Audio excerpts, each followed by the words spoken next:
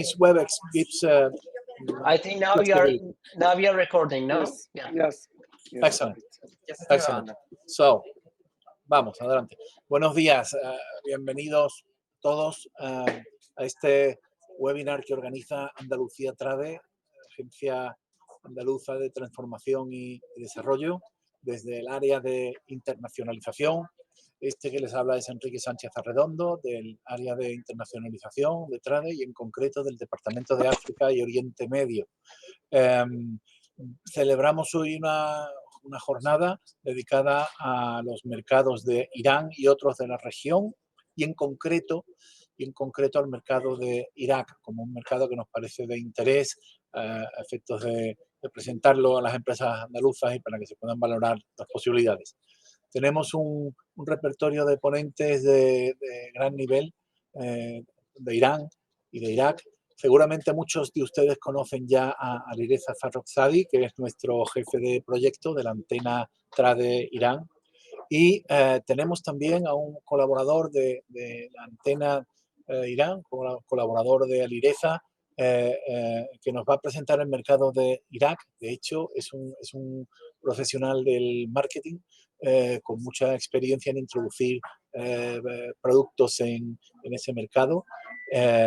Y que bueno, que tenemos la suerte de que nos acompañe hoy hablándonos desde la ciudad de Erbil, desde el propio Irak. Es el profesional Mr. Rashid Hatatet. Su presentación va a ser en inglés. Como saben, los que conocen ya Alireza y conocen nuestras jornadas, la presentación de Alireza va a ser en castellano, la del señor Rashid Hatatet se va a realizar en inglés y a partir de ahí tendremos una sesión de preguntas y respuestas y bueno, pues cada cual puede plantear las preguntas y respuestas en el idioma que le parezca. En principio vamos a hacerlo por medio del chat, pueden ustedes plantear por medio del chat las cuestiones y nosotros las iremos transmitiendo a los ponentes. Les agradecemos la asistencia y sin más les dejo con Alireza. Alireza, buenos días. Mucho gusto. Hola, buenos días a todos. En primer lugar, quería daros las gracias por participar en este webinario. Es un placer para mí, como siempre, poder estar a vuestra disposición y responder a vuestras preguntas y vuestras dudas. Y también quiero dar las gracias a nuestros queridos compañeros de Andalucía Trade, Enrique y Pablo, por organizar este webinario. No sé si me podéis ver. Perfectamente, te vemos y te escuchamos perfectamente. Vale, es que de repente se me han apagado todas las cámaras y pensaba que era un problema. Sin problema. Perfecto. Vale, pues si os parece bien voy a compartir con vosotros. Just focusing on you. Si queréis, voy a compartir la presentación de Irán y empezamos la charla, ¿no? Para no perder mucho tiempo. Voy a dejarlo en el modo de presentación. Bueno, pues vamos a empezar con la presentación. Tal y como sabéis, Irán es un país muy importante en la región de Oriente Medio. En primer lugar, vamos a empezar con una presentación de la antena. Yo soy Alireza Farrokhzadi, tal y como ha dicho Enrique. Soy el jefe de proyectos de antena de Irán de Andalucía Trade, junto con mi socio y mi amigo Adolfo Romero, que seguramente muchos de vosotros también le conocéis, que es también jefe de proyectos y antena de Andalucía Trade en otros países y otras regiones como Asia Central y Cáucaso, y también Australia. Pues juntos ya hemos hecho más de 1000 proyectos en esta región y los dos pues contamos con más de 20 años de experiencia en ese sector, ¿vale? Intentamos siempre ayudar a las empresas para que puedan expandir su negocio a la mejor manera posible en los países que nosotros estamos presentes. Pues tal y como sabéis, Irán es el país de la civilización y cultura. Obviamente es el país más antiguo a nivel mundial, pues cuenta con más de 7000 años de historia el país y pues es un país muy grande que ocupa el puesto número 19 a nivel mundial por la superficie, con una superficie de 1.648.000 kilómetros cuadrados, casi 3 veces más grande que España.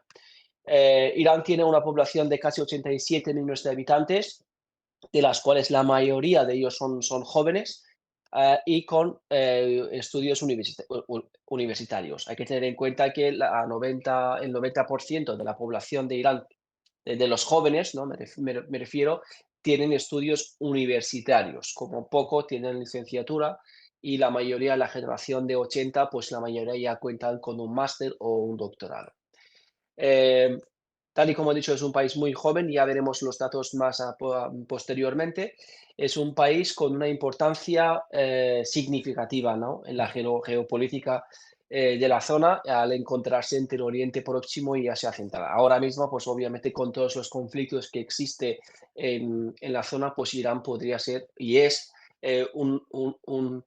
una puerta de entrada para los países de Asia Central, porque anteriormente pasaba todo por Rusia y ahora por los conflictos que existen, pues no pueden pasar por ahí y pasan por Irán, tanto el corredor sur-norte de Irán, que vienen desde el puerto de Chabahar, o directamente desde Turquía, Azerbaiyán, Irán, y luego entran por los países de Asia Central.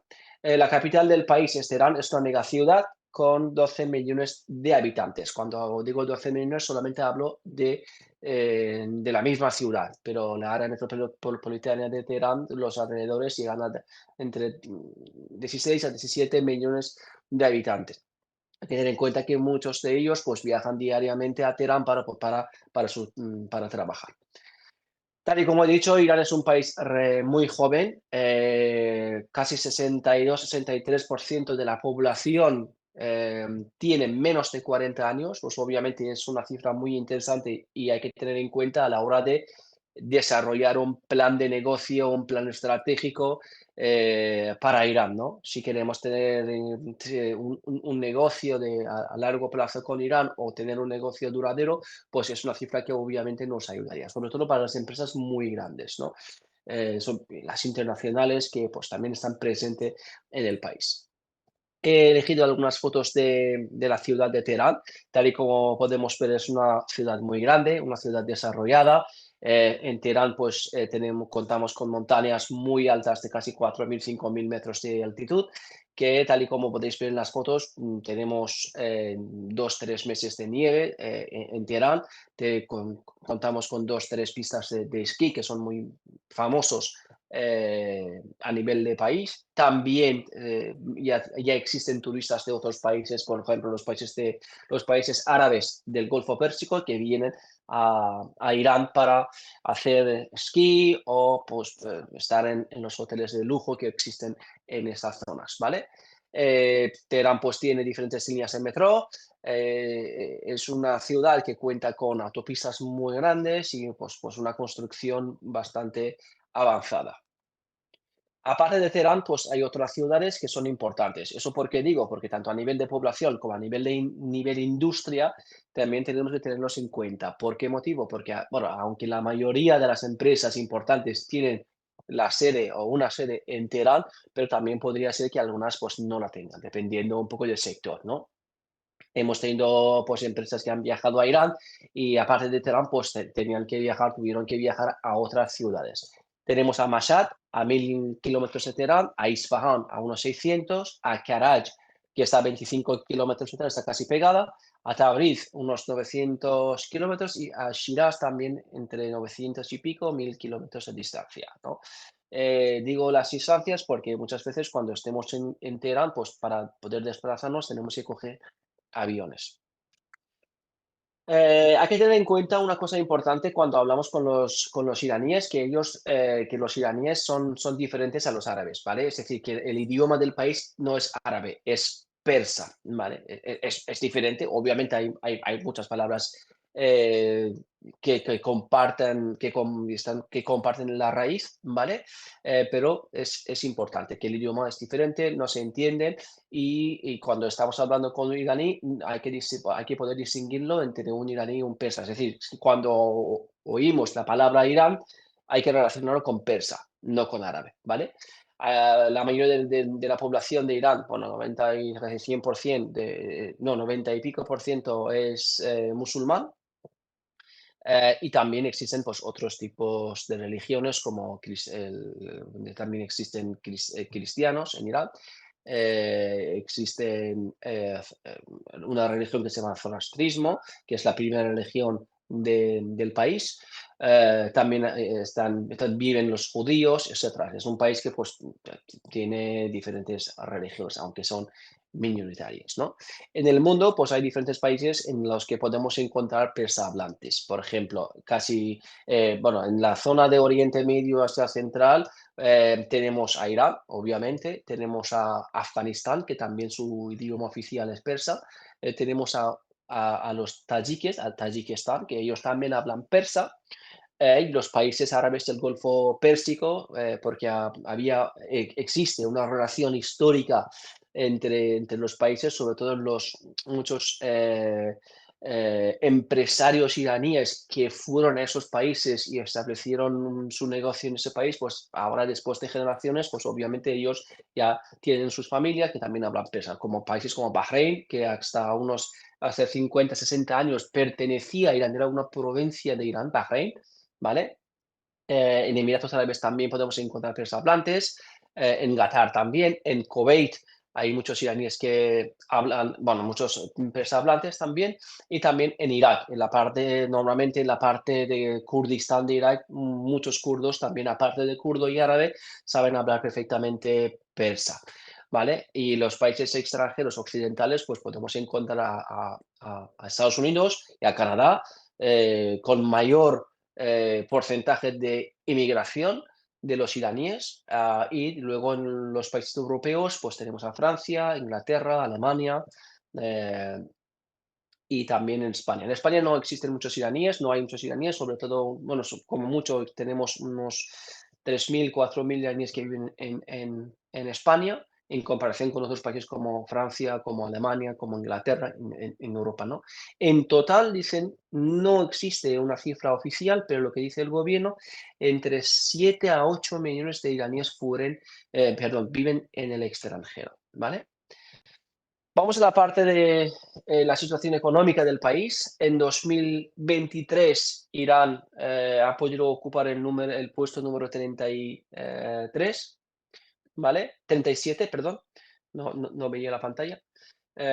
Con un volumen de PIB de 371 millones de euros, ¿vale? Irán encuentra en el ranking entre los 196 países, el número 37, tal y como he dicho. En 2022 el PIB creció más que en 2023 porque, bueno, en 2023 había problemas en el país, hemos tenido conflictos internos y por tanto no fue un año muy bueno. Pero este año es diferente. Tengo que mencionar que ahora mismo hemos hecho unas selecciones hace 3 meses, 3 meses, y ya tenemos un presidente reformista. Eso es muy importante a tener en cuenta. ¿Por qué motivo? Porque obviamente ahora ya han empezado a negociar otra vez con la Unión Europea, con los países europeos, y también están en negocio, bueno, siempre han tenido una línea de negocio entre Estados Unidos e Irán, pero ahora cuando viene un presidente reformista con un gabinete reformista, pues obviamente hay más esperanzas, ¿no? Sobre todo ahora mismo porque ellos quieren abrir otra vez el mercado, quieren abrir el país, quieren que vengan los extranjeros a invertir dinero porque necesita muchas inversiones extranjeras la economía de Irán. Por tanto, digo que hay muchas esperanzas. Esperamos que los conflictos actuales entre Israel, Hezbollah, entre Israel y los palestinos no afecte, aunque hemos visto que había intentos por parte de algunos para, aumentar el conflicto, pero hasta este momento hemos visto que el gobierno y el régimen iraní ha optado por paciencia y están esperando a ver qué va a pasar, porque al fin y al cabo una guerra no ayuda a nadie, sobre todo a una economía como la economía de Irán, que está pasando pues una época difícil, ¿no? La economía de Irán es una economía mixta en transición, con un sector público considerable, Hay que tener en cuenta que digamos, el porcentaje ha bajado de 80% a menos de 50% en los últimos años porque el gobierno tenía planes de privatizar la economía, pero hay que tener en cuenta que las empresas grandes con un nivel económico fuerte, con un muslo económico fuerte, pues la mayoría no son 100% privados, sino que son semi-privados, o mejor dicho, semipúblicos. Porque el equipo directivos de esas empresas normalmente tienen relaciones o son parte del gobierno. Perdón. La economía del país está dominada por la producción de hidrocarburos. Irán durante la administración de Trump tuvo problemas a la hora de vender el petróleo, pero ya hemos visto que la administración de Biden ha aflojado un poco y ha dejado a Irán que venda sus productos a otros países, sobre todo a China, ¿no? Es el primer socio de Irán. Pues vemos que a pesar de las sanciones internacionales y desafíos económicos, Irán ha mantenido un nivel de autosuficiencia en varios sectores, ¿vale? Y sigue siendo un actor muy importante en Oriente Medio. También otra cosa que quería decir es que el nuevo gobierno de Irán ya también están entre los planes a corto plazo quieren solucionar el tema de relaciones bancarias, ¿no? Quieren firmar el acuerdo FATF para poder ser parte de SWIFT y volver otra vez a, digamos, ser una parte del sistema bancario mundial, ¿vale? Pues estructura del Producto Interior Bruto, hidrocarburos tenemos a 13%, agricultura 10,2%, manufactura y minería 23% y servicios a 55%. Vale. El Producto Interior Bruto de Irán en 2023 ha crecido un 5%, ¿vale? Y dicen que igual en 2022, en 24 y 25 va a aumentar más, ¿vale? Hay esperanzas. Ya he dicho sobre el PIB per cápita, ya podéis ver aquí los datos, no voy a leer textualmente. Y también vemos aquí un poco la evaluación tanto del Producto Interior como la inflación, ¿no? La inflación de Irán es muy importante, actualmente tenemos una inflación sobre 35%, en los últimos 3 años hemos llegado a 50%, pero ahora ya está otra vez bajando. Y hay esperanzas que llegue a unos 25, 20 años en el año siguiente. A nivel mundial, pues también vemos que Irán, pues la exportación y la importación de Irán, cómo ha evolucionado. Exportaciones, vemos que, por ejemplo, en 2017 eran casi 96 millones y hasta 2021 que son 74, ¿vale? Y el PIB anual también, ya estamos viendo aquí la evaluación del PIB.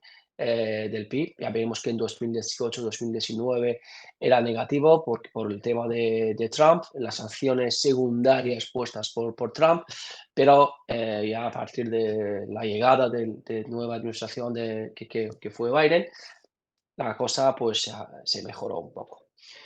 Tal y como os he dicho, exportaciones de Irán, los principales países, los principales clientes de Irán, en primer lugar es China, por petróleo y gas natural, sobre todo petróleo, luego es Irak. También hay que tener en cuenta que Irán exporta gas natural a Irak, exporta electricidad y exporta pues, productos alimentarios y otro tipo de productos agrícolas como fertilizantes, maquinarias, etcétera, etcétera. Luego tenemos a Emiratos Árabes. A Emiratos Árabes pues nosotros también enviamos productos agrícolas, alimentarios, y también hay que tener en cuenta que la mayoría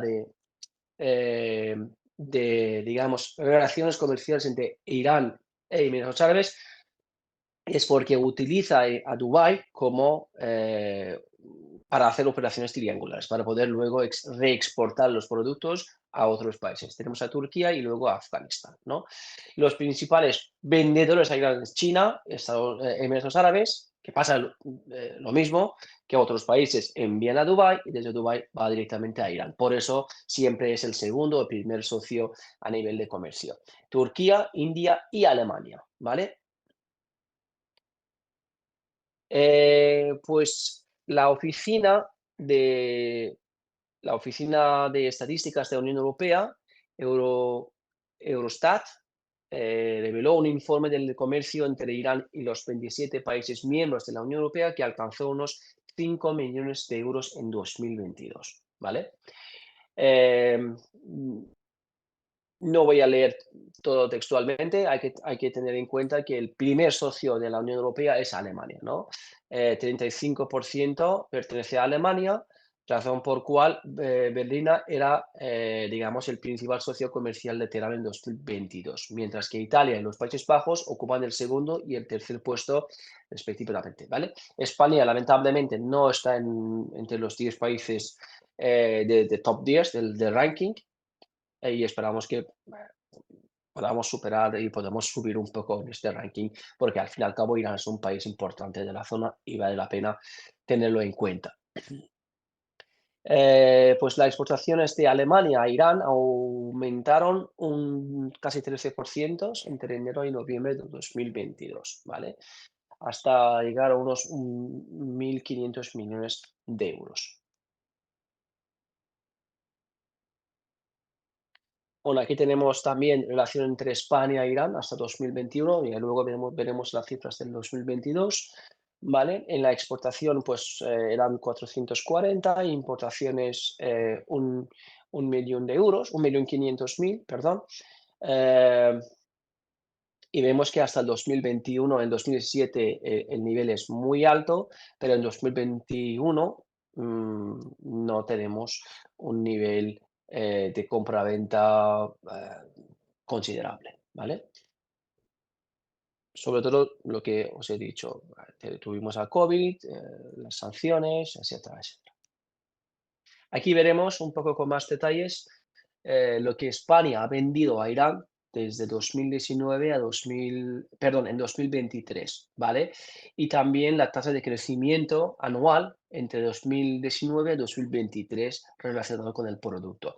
Pues vemos que el primer puesto es de reactores nucleares. Obviamente no hemos vendido reactores nucleares porque eso se ha sancionado. Calderas, máquinas, aparatos y artefactos, ¿no? 91.000 euros tampoco es mucho, ¿no? Productos farmacéuticos, algo que España, yo creo que también las empresas andaluzas pueden aportar mucho porque es un sector muy importante que hay mucho dinero, hay mucha inversión en juego en ese sector en Irán. Aceites esenciales, papeles y cartón, abonos, pero lo más importante yo creo que es la tasa de crecimiento. Podemos ver que la tasa de crecimiento, que la tasa crece, 3%, 6%, 21% en temas de aceites esenciales, y también papel, cartón, abonos, un 18%, ¿no? Es una cifra muy importante a tener en cuenta, ¿no? Sobre todo porque hay muchas empresas del sector fertilizante y abonos en Andalucía. Bueno, sectores de interés en Irán. Yo siempre digo, básicamente de todo. Es un país que necesita casi todo. Cuando hablamos... Alireza, con Dime. permiso, mira, sobre las cifras, que no son miles, son millones. Los 91 millones de máquinas, los 91 miles. son miles, son 91.500 miles, que son 91 millones. O sea que es verdad que las exportaciones, por motivo de las sanciones de Estados Unidos de los últimos años, bajaron, porque hasta 2016-2017 crecieron espectacularmente. Sí. Crecieron espectacularmente, como tú sabes, porque se aliviaron las sanciones y en esos 3-4 años que hubo de alivio, al final de la época de Obama, ¿verdad? Las exportaciones a Irán crecieron espectacularmente.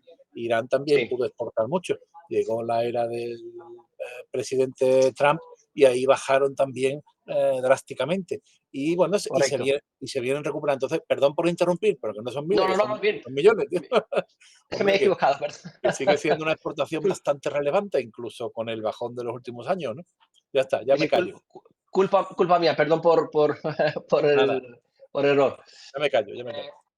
Vale, hablamos del sectores de interés, agroalimentario, productos de alimentación y maquinaria agrícola, ¿no? Donde nosotros en Andalucía somos muy fuertes. Olivero, también otro sector muy fuerte en Andalucía. Sistemas de regadío y sistemas de suministro de agua potable. Hay que tener en cuenta que Irán es un país que sufre la sequía. Obviamente ahora todo el mundo está teniendo el mismo problema, pero Irán durante décadas tiene el mismo problema y lo más importante hay que tener en cuenta que 90% del agua potable de Irán se desgasta en el sector agrícola.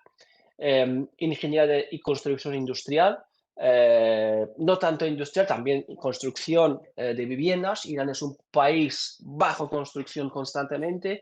Es un país que y cada año, cuando tú, si viajas cada año a los países, a las ciudades grandes como Teherán, ves cambios, ves nuevos edificios, nuevas fincas. Es un país que necesita construir muchos porque está en crecimiento también a nivel de población y necesita nuevas viviendas. En todo lo que todos los sectores que tengan relación con la construcción pueden tener mucho éxito en el país, ¿no? Automoción y componentes del automóvil, que también es un sector importante en Irán, luego ya veremos, el turismo, textil y calzado, cosmético y productos de belleza, energías renovables, esencialmente la solar y la eólica, donde los alemanes están muy bien,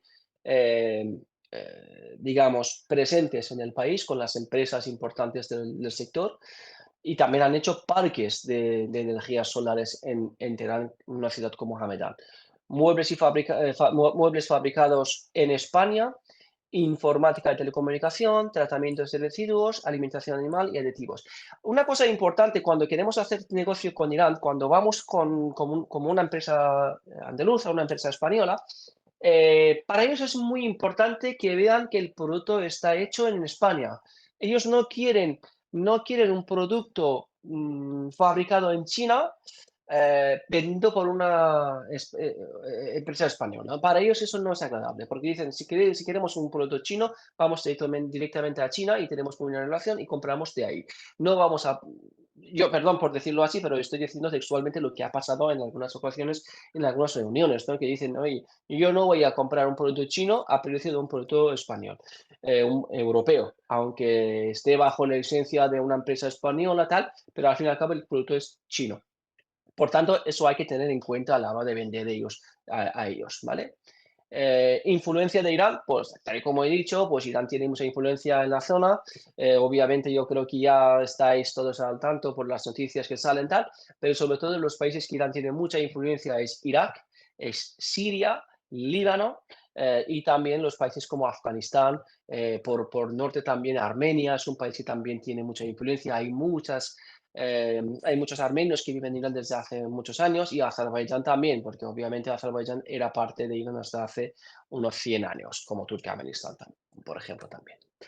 Oportunidades de negocio. El sector agrícola. He dicho con la posibilidad de quitar de quitar las sanciones por el nuevo gobierno de Irán y también con la esperanza que Kabbalah sea el siguiente presidente de Estados Unidos, pues hay muchas esperanzas, ¿no? Para el país.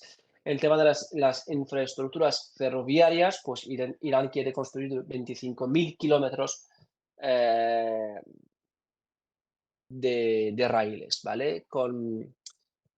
Porque hay proyectos para conectar entre los vecinos, como por ejemplo Turkmenistán, con el sur, Turquía, Irak y Azerbaiyán. Hay muchos proyectos también. También está en la nueva ruta de seda, algo que, por ejemplo, genera muchas oportunidades. La industria, pues el Ejecutivo iraní va a desarrollar planes para impulsar una industria local perjudicada por una tecnología obsoleta. La mayoría de las fábricas en Irán la tecnología que tienen como mínimo de 10-15 años, ¿vale? En algunos sectores como la minoría, pues tenemos a unos 30 años digamos, de promedio de las maquinarias, ¿vale? Son maquinarias muy viejas.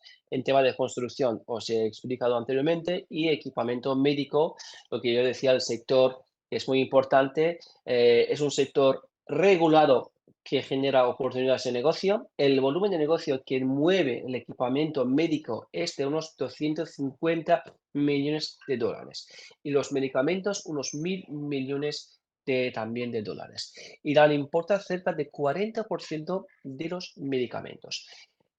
Si pertenecéis a una empresa del sector farmacéutico o equipamientos, etcétera, etcétera, aunque no tengáis un cliente actual, no estaría mal estar registrado como empresa en Irán, porque muchas veces ese tipo de medicamentos, Irán, perdón, el gobierno saca licitaciones, saca concursos, y para poder entrar en esas licitaciones o esos concursos para vender luego los medicamentos necesarios, hay que estar registrado. Por tanto, aunque no estéis trabajando con regularidad o que todavía no tenéis nada, no estaría mal tener esto en cuenta, ¿no? En tema de producción de coches, pues también Irán es un país importante de la zona. Tiene una producción alrededor de 1.200.000 vehículos al año, ¿vale?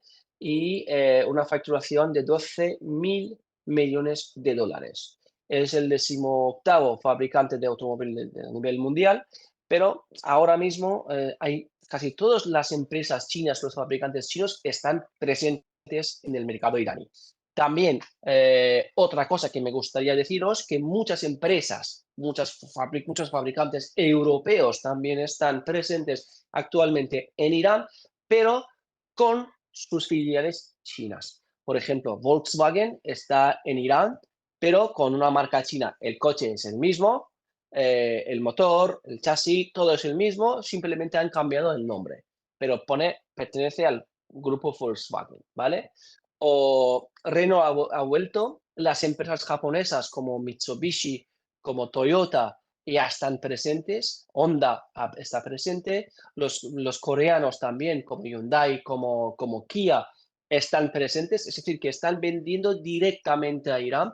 Y una cosa importante de ese sector, que el gobierno de Irán ha quitado las barreras para poder vender coches de segunda mano a Irán, algo que hasta hace unos meses estaba prohibido. Ahora pues se puede vender coches de segunda mano con unas condiciones, ¿no? Y también los coches eléctricos. Los coches eléctricos ahora mismo en Irán tienen unos impuestos aranceleros sobre 0 a 5%. Es decir, el mercado se está abriendo para los coches híbridos enchufables y eléctricos y todo relacionado con estos automóviles. Por ejemplo, cargadores eléctricos, instalaciones, etcétera, etcétera, ¿vale? Si pertenecéis a ese sector, hay muchas oportunidades para vosotros, ¿vale? Sobre todo digo, los coches eléctricos y híbridos enchufables. Voy a pasar porque ya he mencionado, existen dos fabricantes muy importantes en Irán, que es Irán Khodro y Saipa. Voy a pasar. Oportunidades ya os lo he dicho. Industria petroquímica, también aquí tenéis datos. No voy a mencionar sobre esta industria porque creo que no tenemos a ninguna empresa en Andalucía que sea de ese sector, ¿no? Pero un poco he puesto todos los datos del sector para que luego, si queréis, porque obviamente vais a tener acceso a al vídeo y también a la presentación, pues podáis ir viendo y estudiando. Pues las maquinarias de la industria tienen un promedio de 15-20 años, ¿vale? Estamos hablando de alimentos, de transformación de alimentos.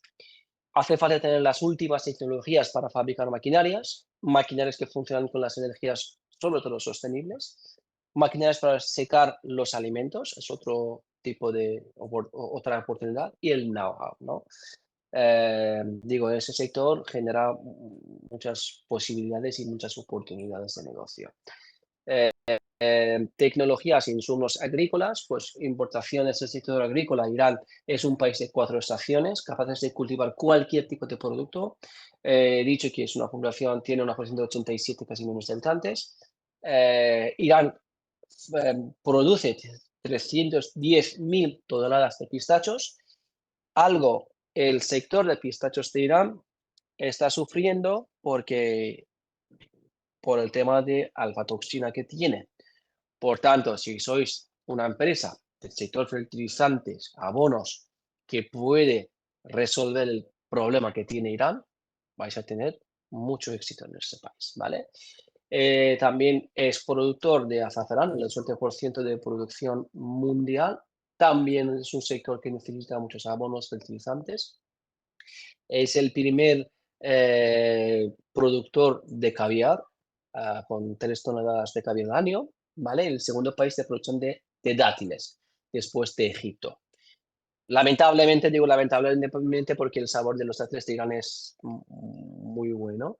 No llegan los dátiles a España, ¿no? Pero ojalá que un día tengamos una empresa para que traiga los dátiles iraníes a España. Los problemas, lo que estaba mencionando más o menos, carencia de un sistema de riego actualizado, falta de un buen patrón de cultivo, maquinarias que están ya obsoletas y carece de una buena formación. Un dato así, el tema de los olivos, porque digo que carecen de formación, han hecho hectáreas de olivos, pero después de unos años se dieron cuenta que todos eran machos, que no daban fruta. Y oportunidades, venta de maquinarias, vender sistemas de riego, venta de fertilizantes, maquinarias para empaquetamiento, formación, trabajar con asociaciones y cooperativas y sistemas de mecanización. Son todas las oportunidades del sector agrícola en Irán. ¿Y por qué Irán? Sin duda es un país más importante de la zona. Es un país seguro para hacer negocios. A pesar de todos los problemas que tenemos con el sistema bancario, con los seguros, etcétera, etcétera, pero es un país seguro. ¿Por qué digo seguro? Porque son buenos pagadores. Los iraníes tienen fama de ser buenos pagadores. Siempre han cumplido los deberes. Y hasta ahora, yo hace 10 años que estoy trabajando con Irán. Antes también trabajaba, pero en tema de desarrollo de actividades y internacionalización. Y hasta ahora no he visto a ninguna empresa que haya tenido problemas con los cobros, ¿vale? Siempre os pagan. Y hay que tener en cuenta que las transferencias siempre vienen de un tercer país, o de Turquía, o de Alemania, o de Emiratos Árabes. Por tanto, no tenéis que tener preocupaciones a la hora de recibir el dinero. Normalmente, como que ahora mismo no existe garantías bancarias o no existe el sí, credit letter, lo que hacen es un pago por anticipado. Dependiendo del acuerdo que tengáis con vuestros clientes, puede ser 40-60, 50-50, eso ya depende de la política de cada empresa, ¿vale? Es la puerta de entrada a otros países de la zona, tal y como os he mencionado. A la gente le gustan las marcas europeas, sobre todo ahora la española. Los iraníes la mayoría están hartos de los productos chinos de baja calidad, por tanto buscan calidades europeas, ¿no? Y el precio, nosotros digo que en Irán los precios de cosas más o menos son muy parecidos a los precios que tenemos nosotros en España. Por ejemplo, un kilo de carne es muy parecido, fruta es muy parecida, el precio es muy parecido, alimentación en general no hay mucha diferencia, ¿vale? Después de las sanciones va a ser el mercado más importante para los países europeos, sin duda. Un ejemplo, después de quitar las sanciones en la administración de Obama, el primer mes han viajado 2 aviones alemanes a Irán con todos sus ministros, los empresarios, los franceses, los aviones. Los italianos también. Ha vuelto Boeing, ha vuelto Airbus, ha vuelto Shell, volvió Total. De repente vuelven todos grandes, ¿no? Pero una cosa importante es que los iraníes siempre tienen en cuenta a los países y a los empresarios que estuvieron con ellos en las épocas difíciles, en los momentos difíciles, ¿no? Si una empresa española ha trabajado durante todos esos años con una empresa iraní, aunque venga una empresa francesa o alemana, van a seguir trabajando con la española. Son así. Gente que quiere tener la confianza y las amistades para eso es muy importante, etcétera, etcétera. Y China está muy presente y sabemos que si China está presente en un país porque hay dinero y hay oportunidades, ¿no? A tener en cuenta, los iraníes tienen fama de ser buenos pagadores, lo que he dicho. La moneda iraní perdió su valor casi 2 veces en comparación con 2021, con 2022. No se pueden hacer transferencias directas, se requiere paciencia, prudencia y presencia, ¿vale? A ellos hay que ir detrás de ellos. No se puede enviar un correo y decir, pues voy a esperar 2 meses para que me digan algo. No, hay que enviar correos, hay que volver a enviar correos, hay que enviar WhatsApp, hay que hacer llamadas, porque es así. Funcionan de esta manera. Siempre hay que entrar en el mercado con un experto, ¿vale? No quiere decir que sin un experto no se puede hacer negocios, sí, obviamente se puede hacer, pero será más seguro, será más fácil y se puede llegar a un acuerdo lo antes posible y a la venta, obviamente, a lo que nosotros queremos. Lo que he dicho, los iraníes que no son árabes, están muy orgullosos de su historia y del antiguo imperio persa, ¿vale? Sobre todo el imperio acamedida, parto o sasánida, del que el siglo V antes de Cristo alcanzó un gran esplendor. Las negociaciones tienden a ser extremadamente largas y dispersas. Son muy buenos negociadores, regatean mucho, por tanto hay que tener muy bien claro la estrategia de venta, los precios, la política, digamos, de venta que tenemos, lo tenemos que tener muy bien claro, porque si no ellos ya pueden detectar que no hay inseguridad, que no sabemos por dónde hay que empezar. Eso lo pueden detectar en el segundo momento. Hay que tener ideas claras y mostrar seguridad, lo que he dicho. Existen 3 fases de negociaciones. La bienvenida, que son muy abiertas, muy hospitalarios los iraníes, y eso igual a veces genera una confusión, porque pensamos, oye, eran tan amables que vamos a vender ya. Eso no, es otra cosa, es su historia, es su cultura. Ellos son amables porque esas son así. Ellos son hospitalarios porque quieren ser amables con nosotros, con los extranjeros, ¿no? Pero eso no quiere decir que van a ser nuestro cliente, ¿no? Y mucho menos. Por tanto, la segunda fase es la fase de desaparición, que enviamos correos, no responden, enviamos WhatsApp, no responden, y la tercera fase que vuelven otra vez a negociar con nosotros, porque durante la segunda fase estaban mirando precios, estaban comprando nuestros precios, nuestra calidad con otros países, etcétera, etcétera. Pero una vez que vuelvan, ya es para toda la vida, ¿vale? Y lo que pone, son clientes muy fieles. Pues muchas gracias y lo siento si he hablado demasiado, ¿vale? Y ahora dejo el micrófono a Enrique para que empiece nuestro experto de Irak su presentación. Muchas gracias por vuestra atención.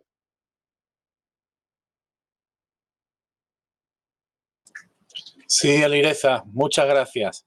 Siempre interesante lo que nos cuentas sobre tu país y sobre todo las perspectivas de que se van a poder intensificar los negocios según se vayan normalizando las cosas, según puedan los bancos europeos poder comenzar a trabajar directamente con los bancos iraníes y bueno, pues y con este nuevo gobierno que tú nos comentas, ¿no? Que parece que es un gobierno que viene con reformas, ¿verdad? Y dispuesto Sí. a, digamos, a mostrarse pues como más colaborador, como más dialogante.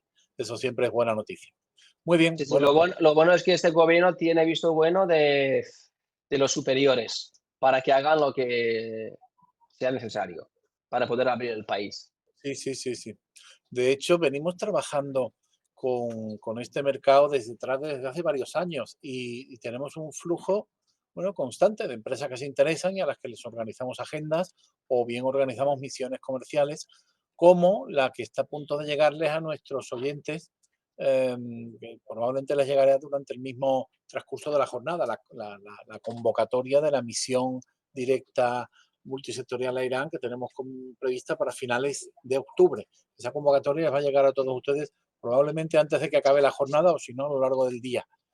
Y... Déjame mencionar una cosa que yo creo que es importante saber, que hemos tenido casos de éxito, como sabéis vosotros, en Andalucía Trade, de las empresas que han viajado a Irán, que han vendido sus productos del sector agrícola y también sector construcción, que están muy contentos con el resultado obtenido. Sí, señor, sí, efectivamente. Son buenas referencias, son buenos antecedentes. Bueno, pues no vamos. No voy a hablar más. Muy bien, pues vamos con el señor Rashid Hatatet y su presentación de Irak. So, dear Rashid, are you there? Hello. Hello, Rashid. Good morning. Good afternoon in Iraq. Thanks for attending, for accepting our invitation to deliver your presentation about the Iraqi market today. So the floor is yours, Rashid. Thank you. Thank you for this opportunity in order to introduce Iraq. I'll share my presentation now.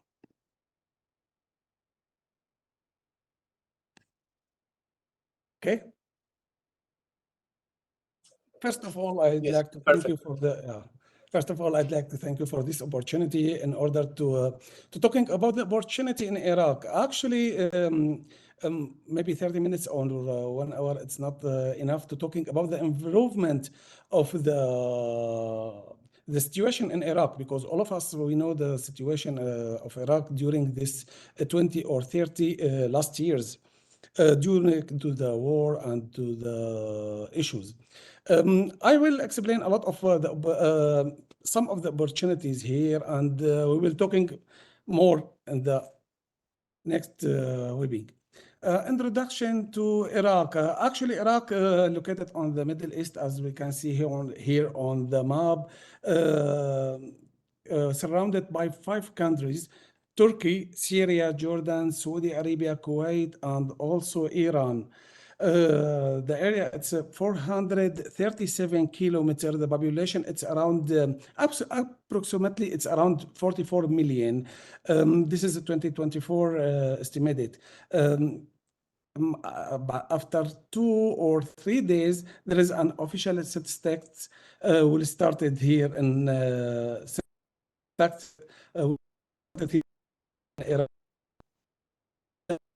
GDP, it's around $180 billion. This is estimated for 2023. The capital city is Baghdad. Here, if you can see it on the map, Baghdad in the middle of Iraq. This is the capital city. The official language, we have 2 languages here in Iraq. The official one is Arabic, and almost of the cities talking in Arabic, except Kurdistan. Kurdistan, this is the Kurdish area in the north of Iraq. And this is the official language is Kurdish. We can see it on the next slide.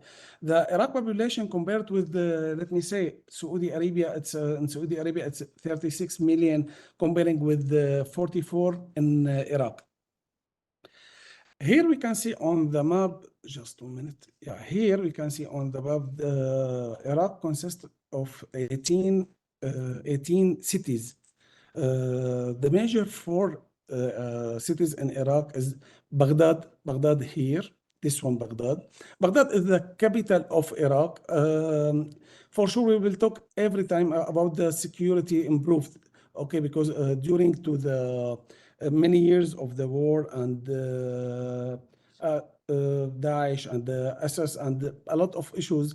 Now, since 2018, actually, yeah, exactly in 2018, a lot of the improvement happened on the security. Now, Baghdad is secure 100% and secure for sure, stable for the business and secure for the foreign investment. The second one, the second business city in Iraq is Basra. Basra, it's an important on the oil and gas field. Oil and gas, it's very known on this business, oil and gas. Basra, they have a port on the sea. If you can see it on the map, port on the sea. And 85% from the goods came to Iraq, came from the Qasr, the name of the port on the sea. Also, Basra now is secure. Basra now, many of the logistic companies and the service companies for the oil and gas located on Basra due to the port for sure and to the gas and oil companies. Mosul is the third business company, third business city in Iraq. If you see Mosul here Mosul, the old name in Arabic is Ninawa.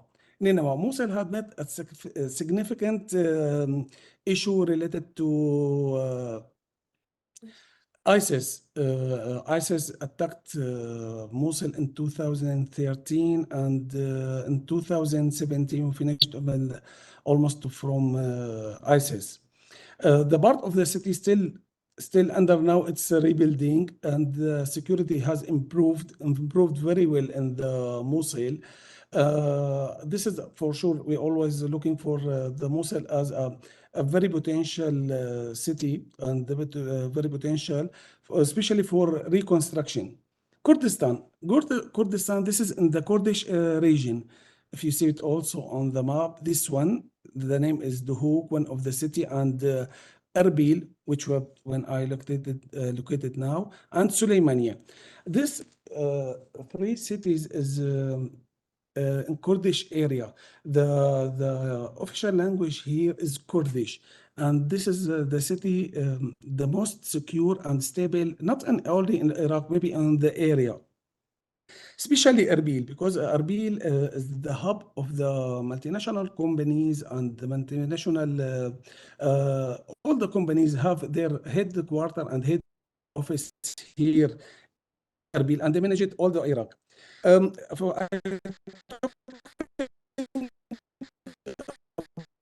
About the contribution of Iraq, يعني overall, I manage it during this last 10 years. I'm managing around 41 international suppliers under our distribution company. Baghdad, between 45 to 55% the contribution of the business. Yeah, they're focusing in Baghdad. Basra, it's around the contribute of Basra of it's around 23, 24, something like it. This Mosul also it's around 20%. Kurdistan region, as I mentioned, this is the most secure and stable country, but the total business, it's around just 12 to 13%. Why we stay here in Erbil and managing Iraq? Because as I mentioned before, the secure and stable here in Iraq. Now, since 2018, Baghdad, it's come to be more and more stable and secure. Some of the companies during last year moving their headquarters direct to Baghdad due to the bulk of the business. For sure, if we're talking about, we have also, if you heard about Karbala and Najaf, this is the major Iraq city on the religion visit. Around 15 million visitors came to Karbala and Najaf in the region occasion in order to visit some area there.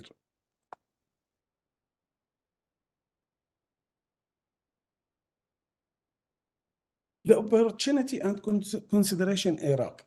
Maybe we're talking in Iraq in the last 20 years. In the last 20 years, about about the where they have a lot of economic issues, conflict here inside Iraq between the people here inside Iraq, and also they attacked from ISIS.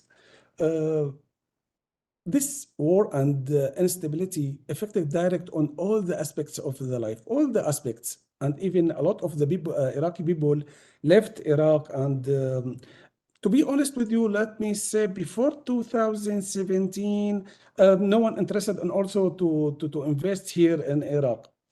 Since 2018, as I mentioned before, a lot of a change. The government do a lot of change in everything, especially in the infrastructure and the secure on the business. Okay, they do a lot of the issue in the rebuilding the country, and they're focusing especially on the investment in Iraq. If we're talking about now, when we mention about 44 million people here in Iraq, they have a lot of issues to invest it in Iraq. Yeah, let me say a lot of field to invest on it, like let me say energy, FMCG, infrastructure, agriculture, and a lot of fields. If we're talking also what we have here in Iraq, it's not only 40 million people, okay, they have an ability to purchase. No. It's also they have the bosses, the financial to buy. Yeah. If we're talking about, on the next slide, I will talking about FMCG and I will focusing on it. This is the process of the financial means to buy, reflecting the growing consumer to buy a quality products. Before 2015, let me say something. Before 2015, when I came to Iraq, I saw a lot of products. Let me say it's very bad quality, and it's not just related to the price. After that, no, we saw a lot of the companies, multinational companies. If you're talking, let me give you an example, like Colgate, Palmolive, Kimberly-Clark, Nestle, Pepsi, Coca-Cola. All the companies came and penetration in the market. Okay, and they're focusing now on the market, on the growth. Iraq offers also a unique opportunity for investment because we have here in Iraq a rich natural resources. Also, the young people now, let me say, it's a dynamic population here. They are also focusing in order to rebuild their country, okay, supported from the government. The fasting and repeatedly improving the infrastructure here. Also, the government is really protect the foreign investor in Iraq. If we're talking here about the overview of recent reforms, the government in Iraq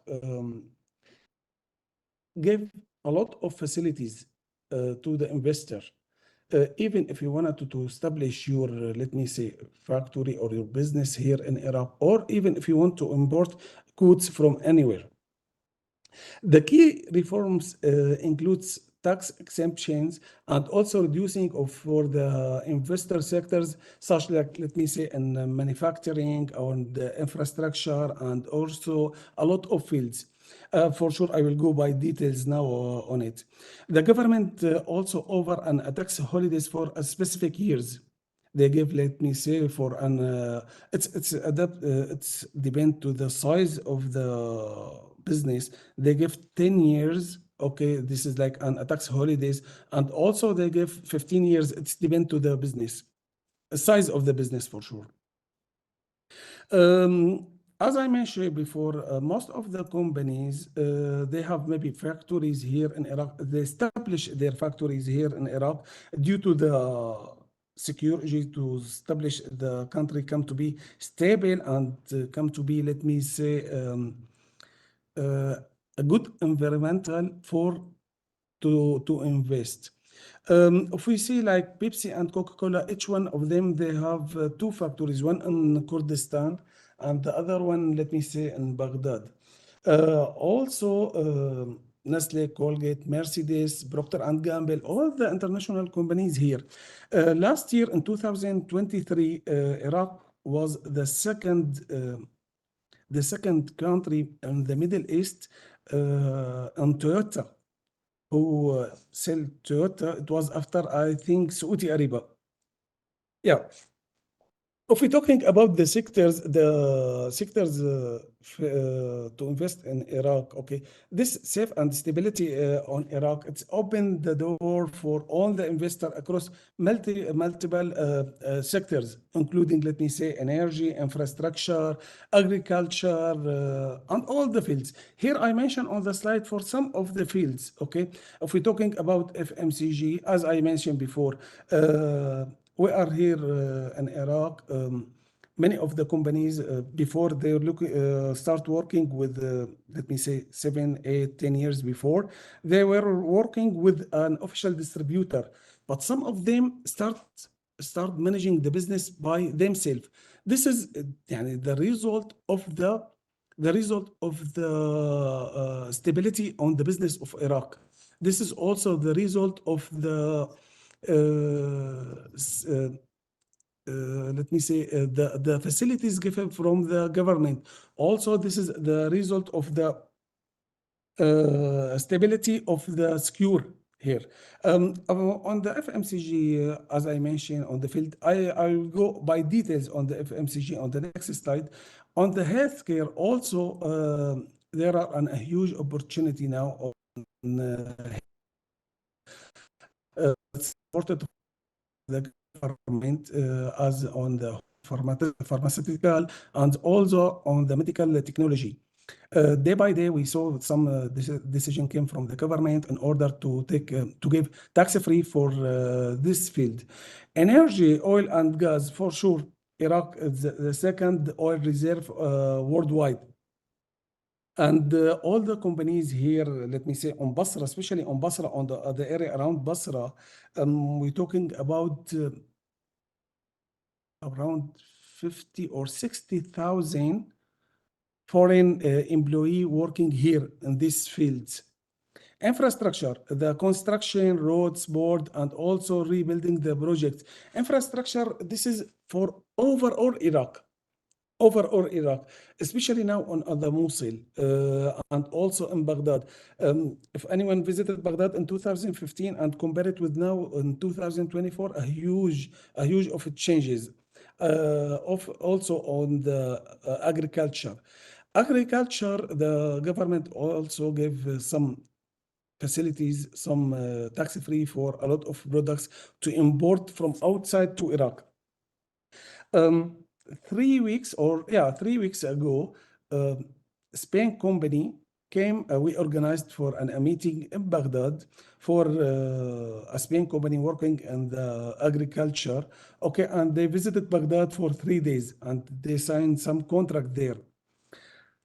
The FMCG in Iraq, why I'm focusing on of the FMCG, the fast moving consumer goods, because it's around 10% from the total Iraq imports. يعني اليوم FMCG in Iraq, it's around 10% from the total imports. The Iraq imported in 2020, it's around approximately it's around $7 billion. $7 billion. This is show us that the market is very huge. The market is very potential for any consumer. I'm talking here on FMCG for all the kind of FMCG. The GDP is growth, the rate of 8.5 in 2022 to be $7,000 per capital. This growth, okay, show us the potential on the market. Also the change now on the Iraq, let me say, especially in Baghdad, Basra, Najaf, Karbala, and Mosul. The modern trade, it's come to be popular. Before that, if we're talking about 100,000 grocery, the point of sale in Iraq. But if we and a little bit, let me say, a little bit of modern trade and key account here in Iraq. But if we're talking now, it was especially just in Kurdistan, focusing on Kurdistan, like also we have here Carrefour, ABC, some of the international key account. The changing now, and due to this improvement on the secure issue and the stability on the business, many of them establish their branches in Baghdad, in Basra, in Karbala, in Najaf, in Mosul. Also here, if we check on the FMCG sector, the demand on the business, we see every year, not every year, sorry, we see every month, a new companies came to Iraq. They are looking for their step here in Iraq in order to penetration this market. let me say, recover of the Iraq economy pushed the company to invest here. This is like an story. I also was in 2015 one of the top companies working on the pasta worldwide. We are an official distributor in 2015. When I asked them in order to invest in Iraq, okay, they at that time it wasn't interested to invest any $1 in Iraq. This is totally changed in 2022. In 2020. Okay, all the companies not focusing just to sell their products in Iraq. This is very important. All the companies send people, send their managers, send their representative to Iraq, and many of them establish offices here in Iraq. I will give you also another example in infant baby milk. Infant baby milk, Iraq is the only country in the area.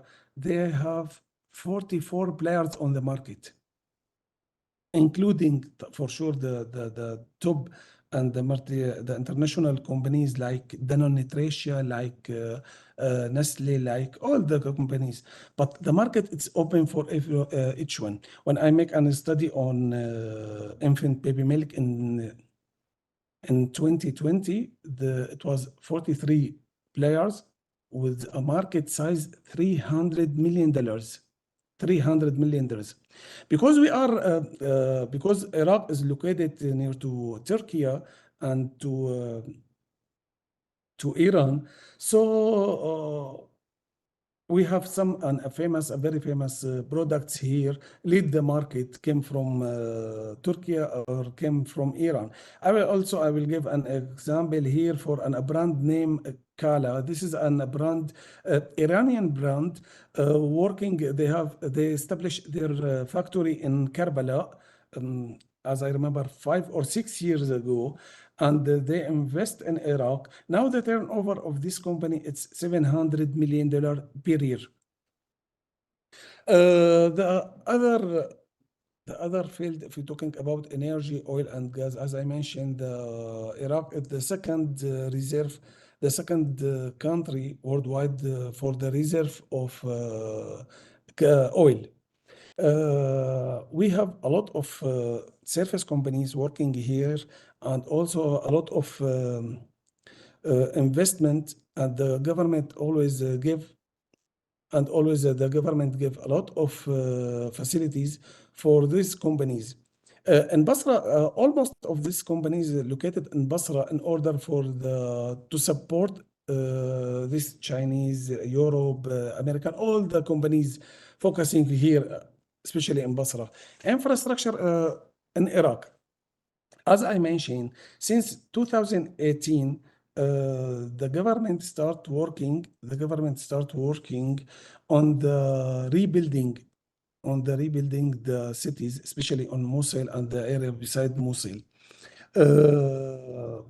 The Iraq really working on the reconstruction in the infrastructure, and focusing on the road, focusing on the bridge, and focusing on all the big city and also small city. Now in Baghdad, during 2 years until now, it's around 83 compounds building.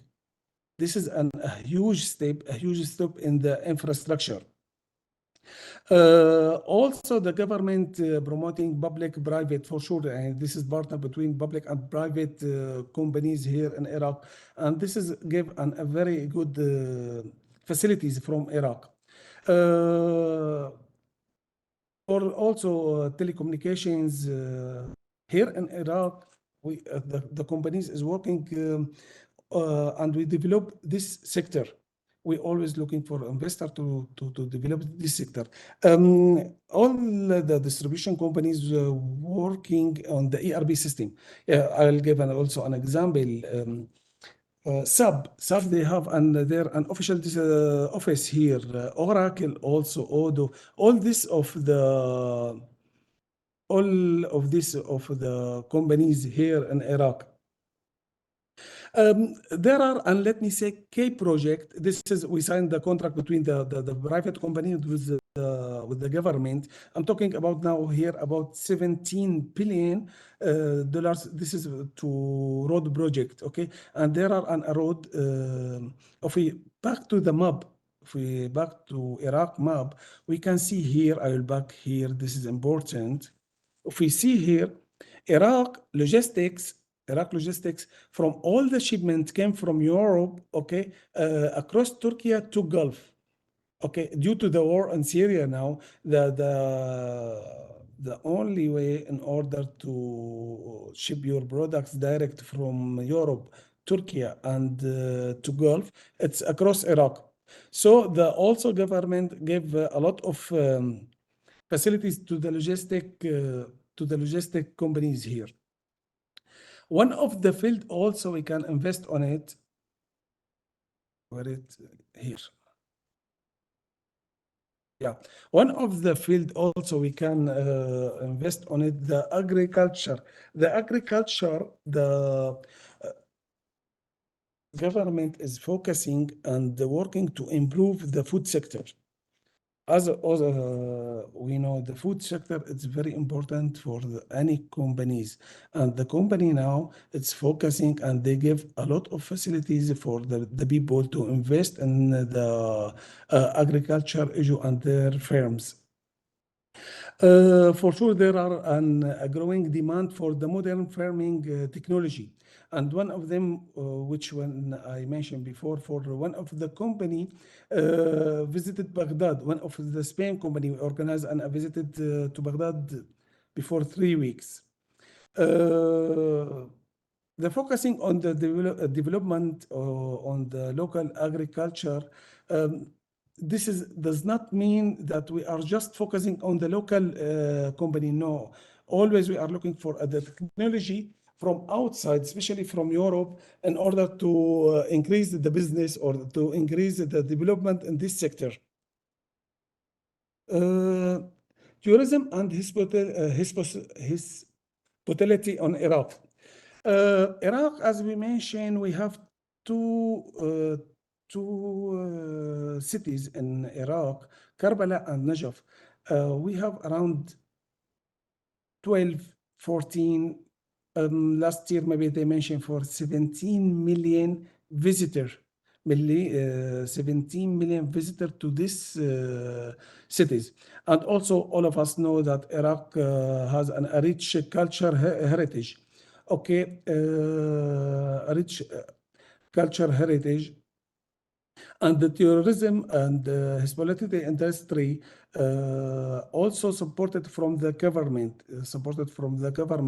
and the government is give a lot of facilities.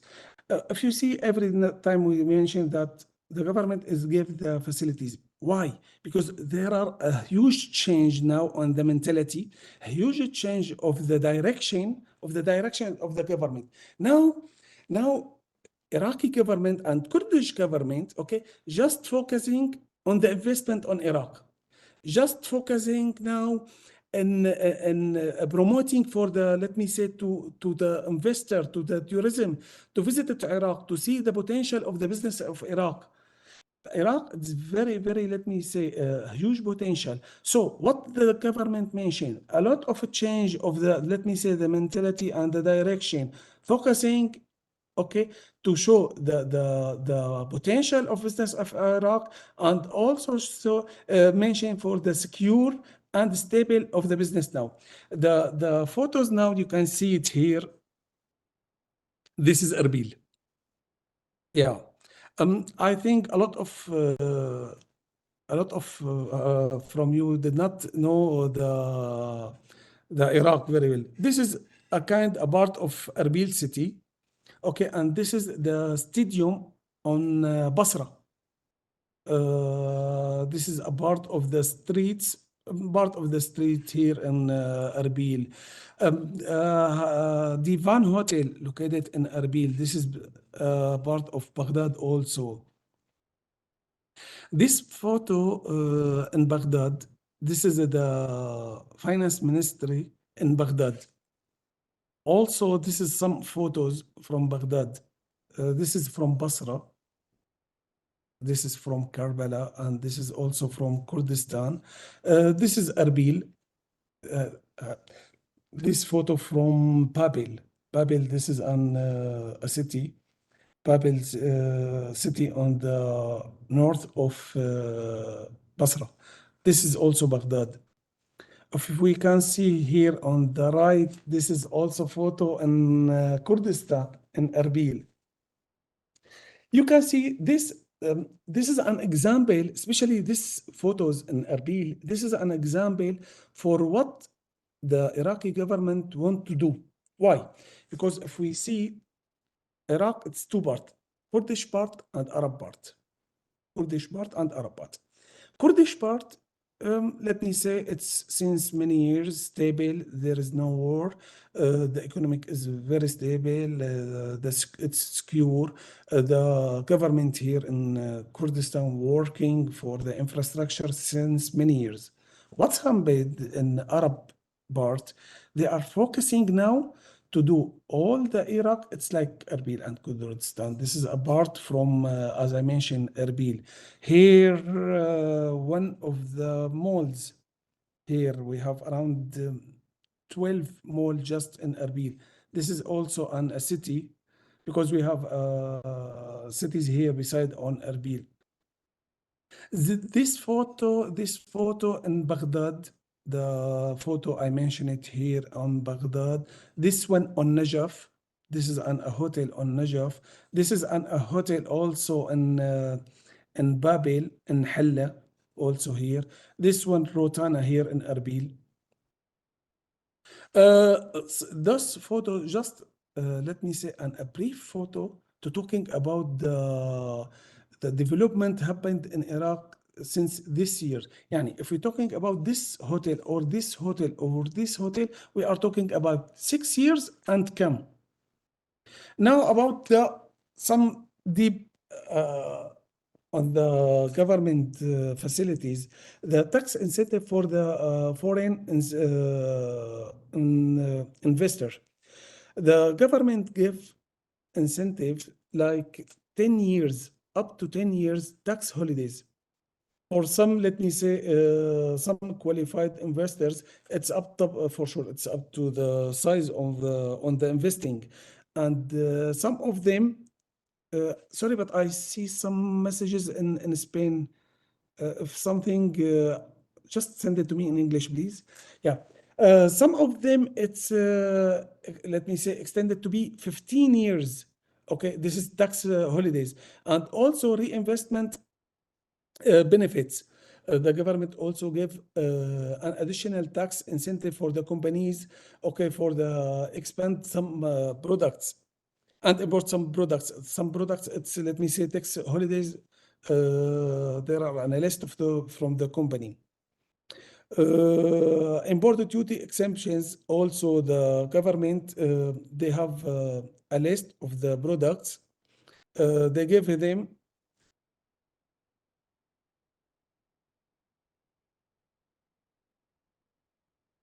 okay. They give them tax holidays. Yeah. Iraq signed some trade agreements to enhance the cooperation with let me say, the countries around Iraq. GFTA, this is a duty-free trade with many Arab countries, Okay, this is will give you, let me say, a tax-free, and also WTO. Iraq, its effort to join this World Trade Organization. Just 1 minute.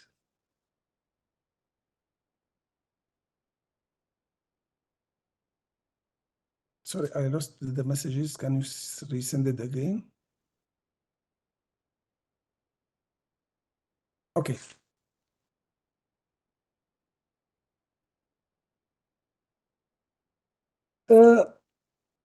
the very important issue when we're talking about Iraq, to talk about the risk and the challenges we face it. Maybe I repeated many times here on the presentation that on the past, yes, we have challenges. We have a lot of challenges in Iraq due to the war, due to the civilian issue, due to the ISIS, due to the many issues. Current situation, and since more than 5 to 6 years, Iraq, let me say, we have 18 cities here in Iraq.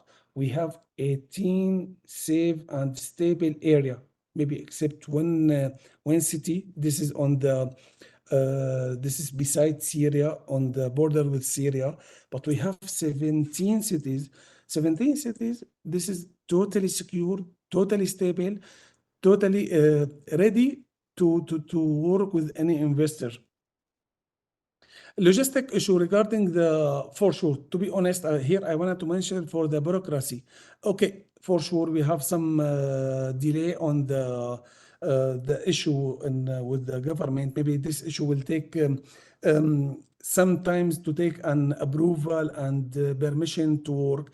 What we did, when we start working with any companies who want to work to Iraq, after they study the market, after we make our research on the market and the studying, and they decided to penetration this market, we start working on the document, on the official document, and often it's not take a long time, but let me say, some of the companies decided to go to the market direct, okay,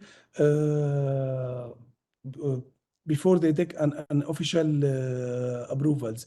This has happened in Iraq before, but now no, everything documented with the government, everything it's going to be, let me say, better. For the banks in Iraq also, and the currency exchange rate, we have around 21 official here bank controlled 100% from the Iraq government. Okay, any companies wanted to establish their business in Iraq. Any company wanted to establish after they register the company and send all the documents to the government, they will get the government exchange rate. Between the government exchange rate and the market rate, it's around 11%. It's too much easy. It's too much easy to us because all the companies here register with the government.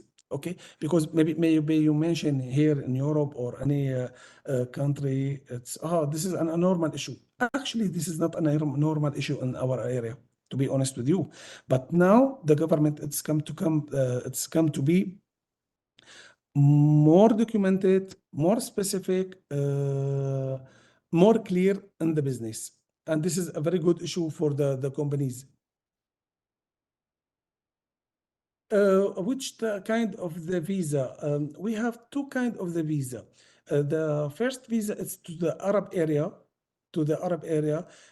This is Iraq visa. And this visa, you can visit all Iraq. But this is due to your nationality. If we're talking about Spain nationality, I don't think you need a visa. You just pay, yeah. You just pay $55 on the airport.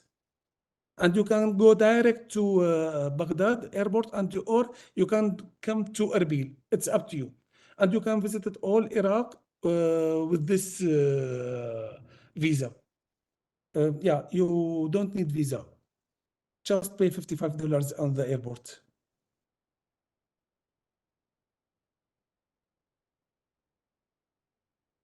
No. If you no, mister, no. No, not twice. No. You have to pay one time when you enter Iraq, even if you came to Erbil airport or if you go to Baghdad. It's up to you. Okay, you will pay visa just one time, and you can visit it all Iraq by plane. And if you wanted to go from Baghdad to Erbil, you can take car or you can go by plane. Even if you wanted to go to Basra, you can go, but you have to pay one time.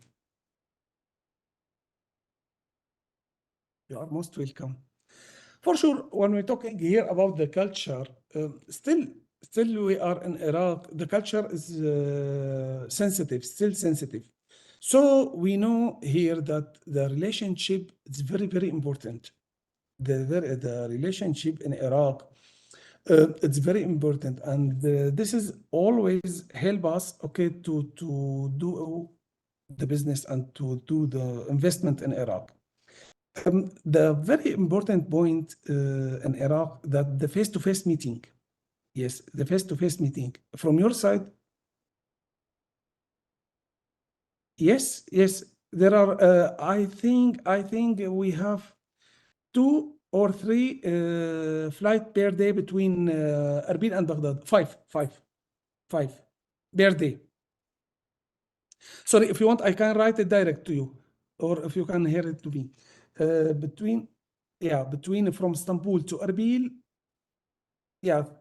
4 flights or 5 flights per day.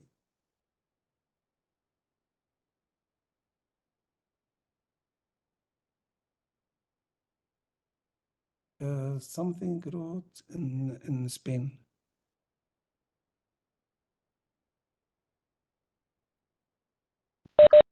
Sorry, Mr. Excuse me, I think it's better to let all the question at the end of the presentation, I think. Okay. As I mentioned here,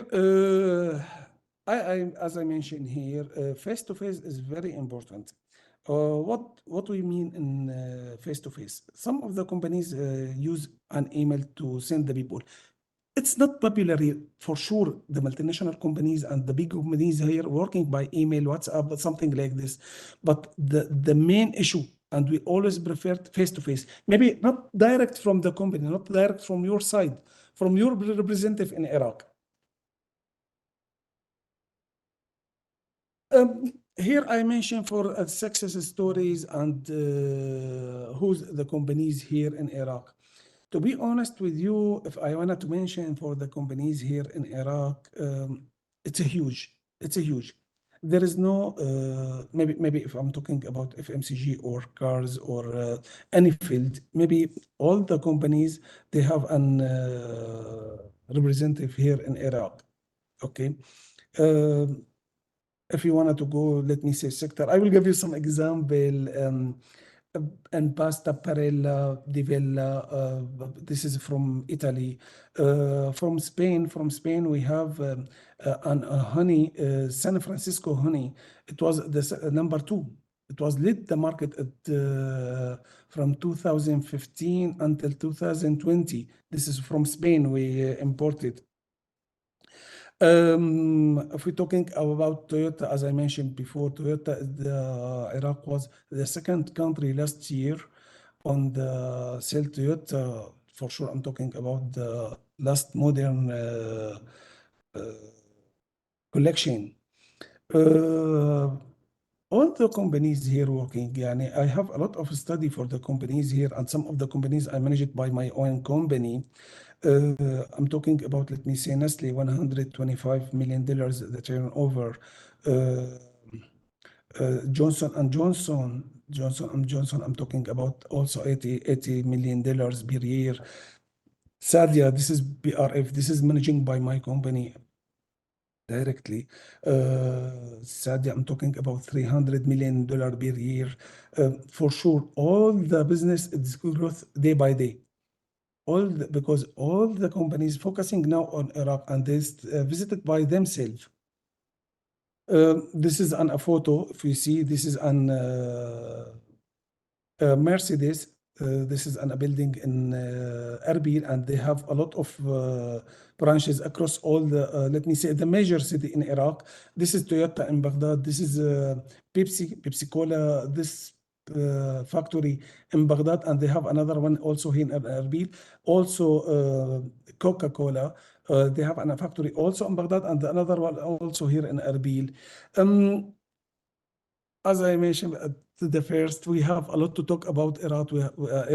We have a lot to talk about the improvement of the stability. Okay, but on conclusion, okay. Iraq offers a significant growth opportunity for all the sectors, and the government reforms such like a tax incentive or anything. This is support the business. I'd like to thank you for your attention, and we are looking forward, inshallah, for a cooperation here in Iraq. Thank you for your time, and I hope to that I give a good brief on Iraq.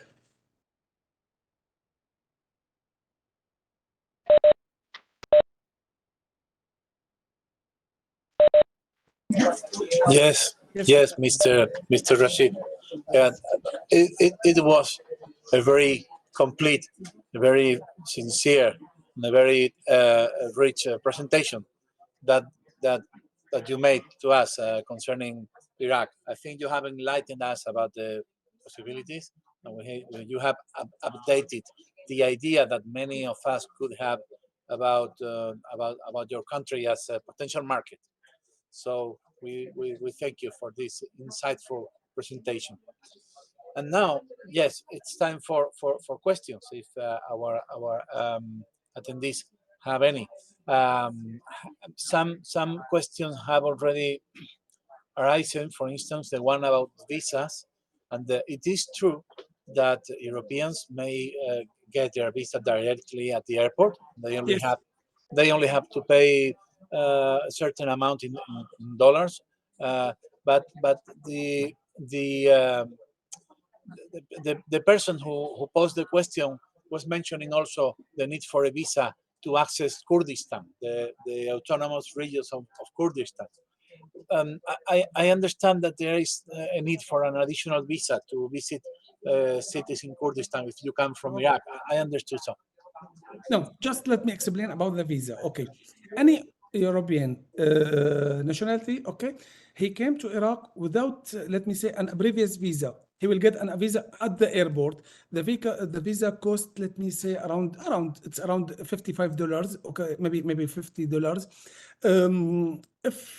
If you came to Iraq from any airport, even if you came from Basra, Erbil, Najaf, Suleymaniye, Baghdad, okay, you will pay one time.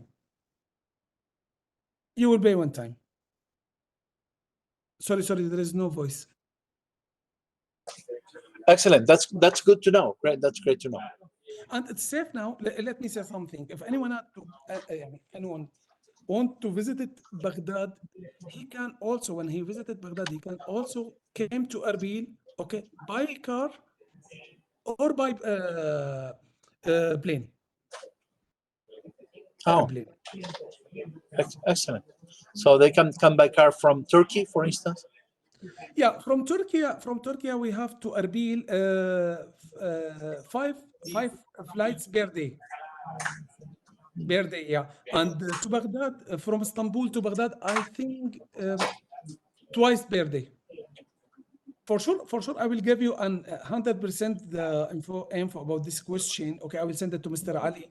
Okay, after this. But regarding Erbil, because I have also my own company in Istanbul, so I always visit Istanbul. We have 5 flights daily between Erbil and Istanbul. Okay, good, excellent.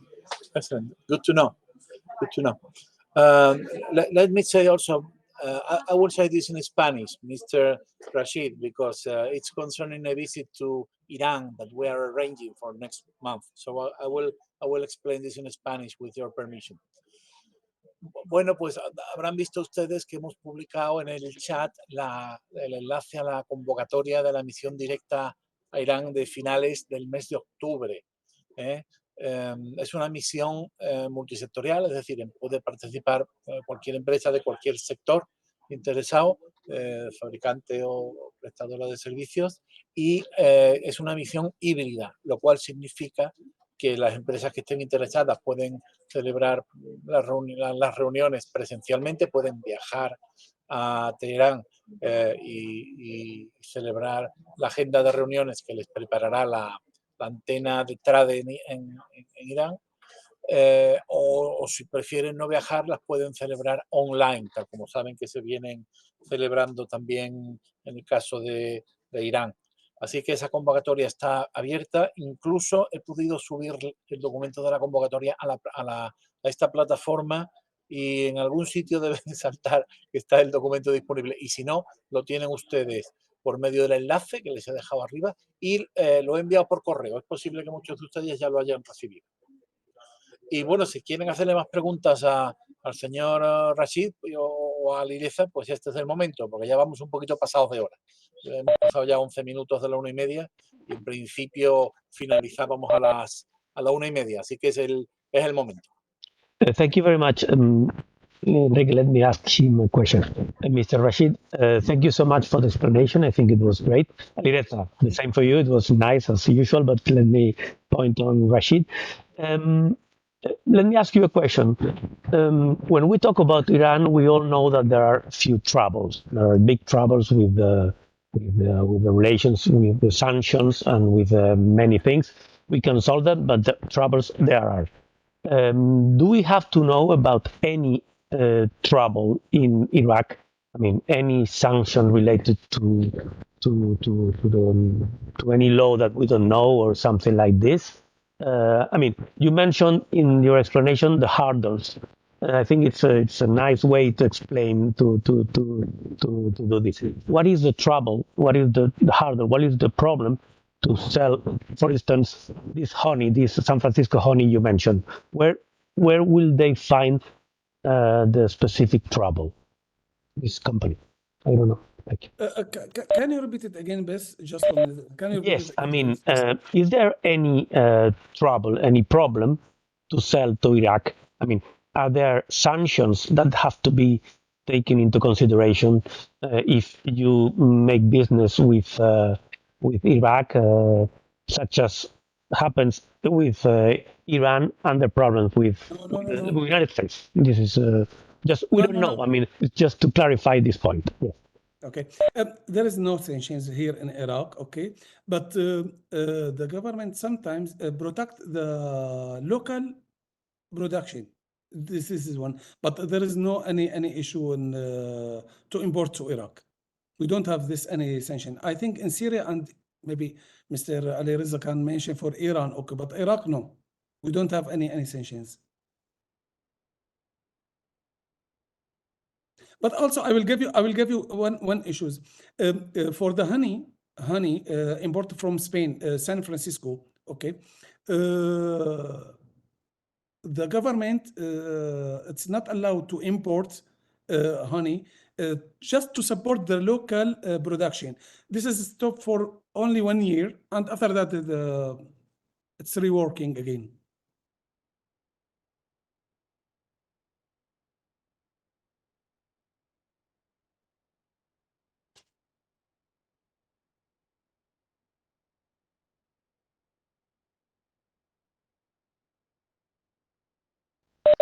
There are some questions in the chat.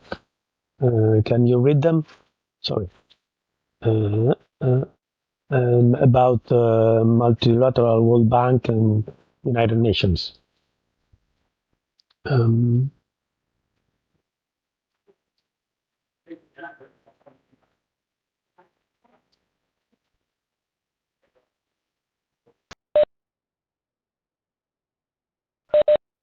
I mean, we're talking about the projects related to the World Bank or the United Nations and the recovery of the country. I mean, if this is a market that can be interesting in Liverpool. Let me go by I will go by details and I will share any question for this one. Okay, by details I will send it to Mr. Ali and he will share it with you because this is related to World Bank.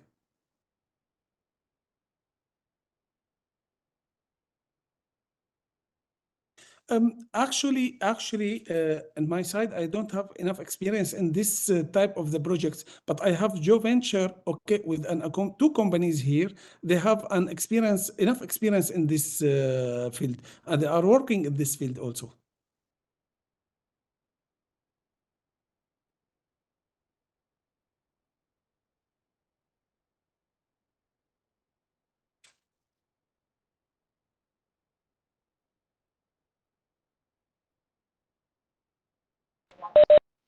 Bueno, Enrique, yo creo que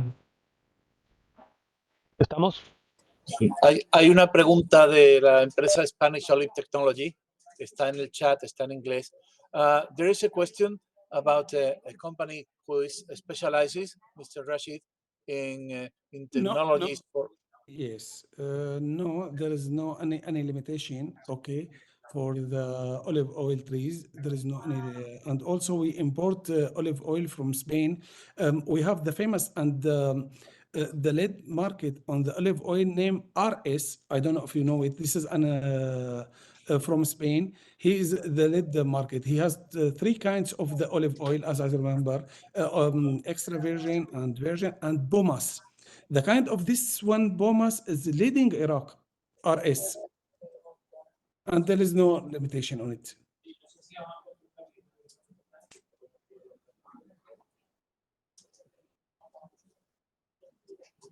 The famous now, the famous olive oil, it's three kind of olive oil on Iraq. Two from Turkey, Zir and Al Tunsa, and the top one is RS.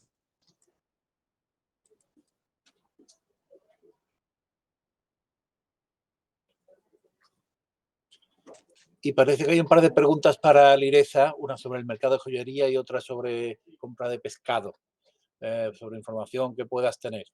Pues no sé si Lireza no la tiene en este momento, igual puede proporcionarla más adelante, ¿no? Desde su oficina. Preguntando María Nadales sobre el mercado de joyería y Juan Velázquez sobre el mercado de pescado, digamos. Pescado congelado, según entiendo.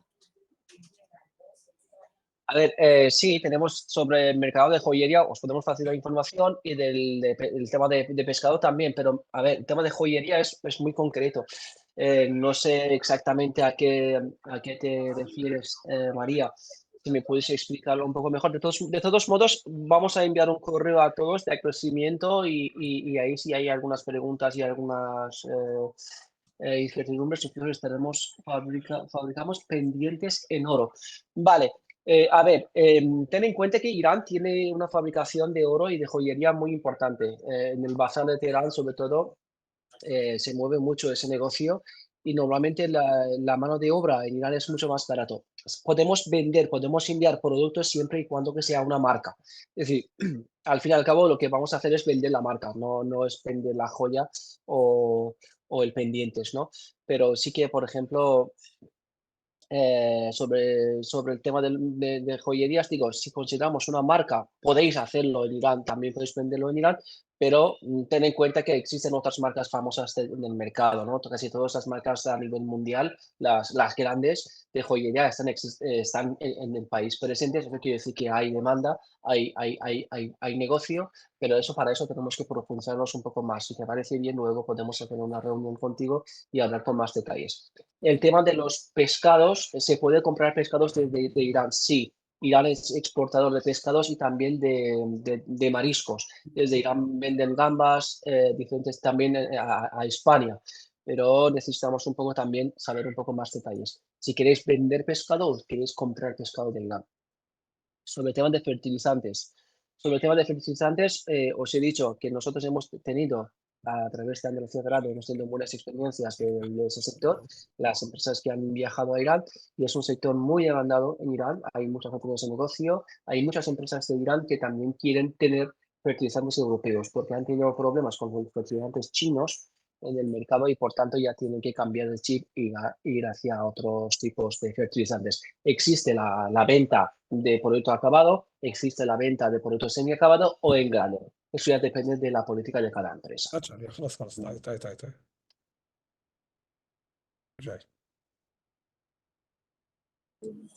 Magnífico. Bueno, pues si no hay más preguntas, creo que podemos cerrar aquí la sesión.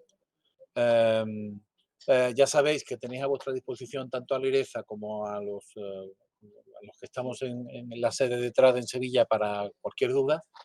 Y bueno, que tenemos convocada la misión que os comentamos, que a lo mejor puede ser un buen momento para explorar el mercado, tanto quien quiera participar presencialmente como quien quiera participar de forma online. Y ahora voy a decir esto mismo en inglés para despedir al señor Rashid. So, Rashid, it seems that we have reached the end of the webinar. More than 20 companies have connected in various sectors. For instance, several olive oil manufacturers were connected today, as well as several companies specialized in agriculture technologies and agriculture supplies. Also, some companies in consumer products, even some companies in the renewable energies. So more than 20 companies. I understand that Alireza will forward the list of companies to you, and we expect that this will be a first step toward offering more info and more opportunities to companies from our region in your country. We are not currently working with Iraq, but we expect, hopefully, that maybe next year we could begin to open some lines in this sense. And just saying once again, hello for attending the event, for the information, and I expect we will keep in touch. Okay, inshallah. Thank you for your time. Thank you to give this opportunity. Okay, to talk about Iraq. For sure. Thank you. Okay. Y gracias a todos los asistentes por su paciencia y por confiar en nosotros una vez más. Les enviaremos la grabación y la presentación en breve, las presentaciones. Mil gracias. Hasta la vista. Muchas gracias a todos. Hasta luego. Gracias. Hasta la vista. Bye, Rashid. Gracias. Bye.